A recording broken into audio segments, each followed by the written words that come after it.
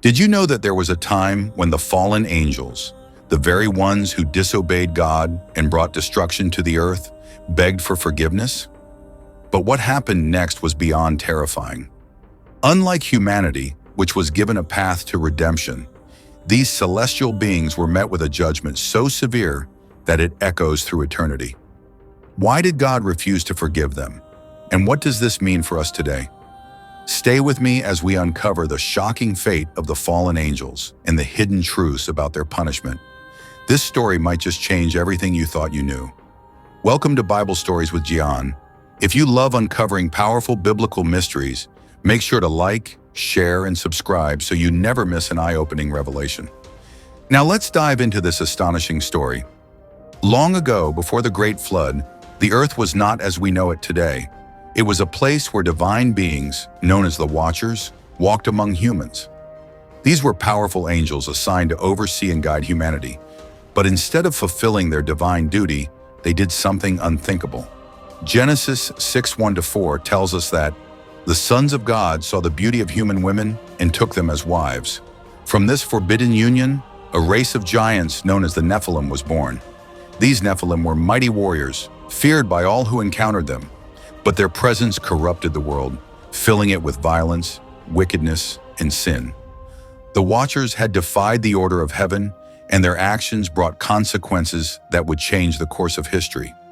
God looked upon the earth and saw the corruption that had spread like a disease.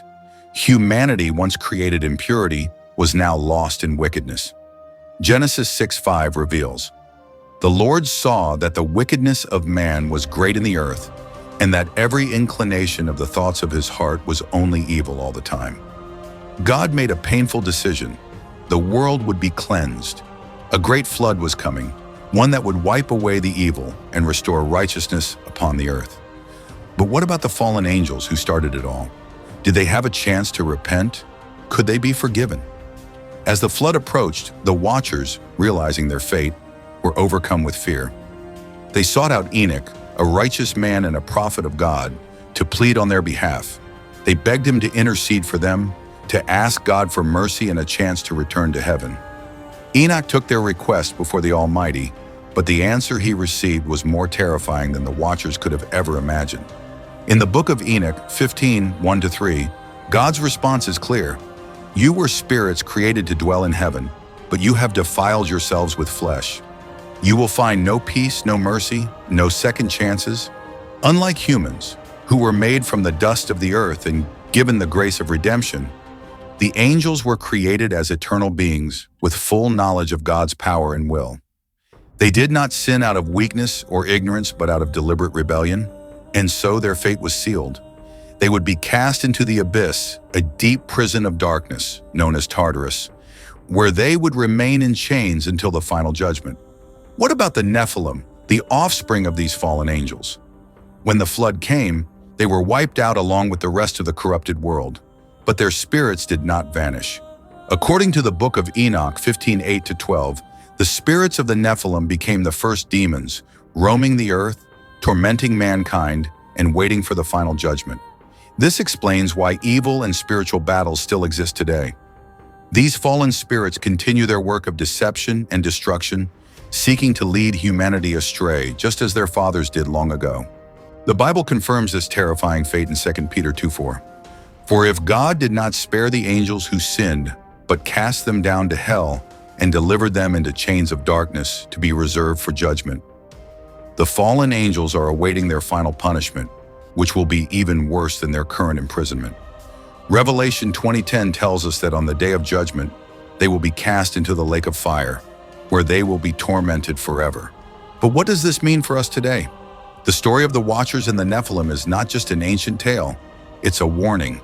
If even the mighty angels were judged for their disobedience, how much more will mankind be held accountable? Matthew 25:41 gives a chilling reminder, "Depart from me, you cursed, into the everlasting fire prepared for the devil and his angels." The fallen angels made their choice, and they now face eternal punishment. But unlike them, we still have a choice. God, in His mercy, gave humanity a way to be saved. While the Watchers were condemned without hope, God did something incredible for humanity. He sent his Son, Jesus Christ, to offer redemption. John 3:16 reminds us, "For God so loved the world that he gave his only begotten Son, that whoever believes in him should not perish but have everlasting life." Unlike the fallen angels, we are given a second chance. We can choose to turn from sin, accept Christ, and walk in righteousness. But the time is short. One day judgment will come for all, and our choices will determine our eternity. The Watchers sealed their fate. The Nephilim perished, but their spirits still roam. The fallen angels remain imprisoned, awaiting final judgment. But what about us? Will we learn from their mistakes, or will we walk the same path of rebellion? What do you think? Should the fallen angels have been forgiven, or did they deserve their punishment? Comment below.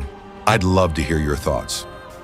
If you found this story fascinating and want to uncover more shocking biblical history, don't forget to like this video and subscribe to the channel.